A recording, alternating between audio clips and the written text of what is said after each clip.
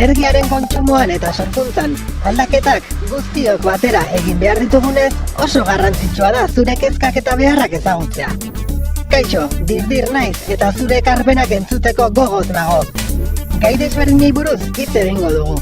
Trantsizio energetikoa ulertu eta zu ere aldaketa honen parte izateko. Gurekin harremanetan jartzeko bidea ere elkarrekin aurkituko dugu. Zure ustez, gurula garaian bulego fisiko bat behar alda? Edota nahikoa da telefono zerbitzu bat? Zein bidetatik hitz egingo dugu elkarrekin? Heldu erronkari, bidali energiari buruzko zalantzak edo ideia berritzaileak e-posta honetara. energia@ugasa.eus. Gogoratu, dirdir naiz eta hemendik aurrera, urola garaian energiaren inguruko gaiak argitzen lagunduko ditut. Hurren arte!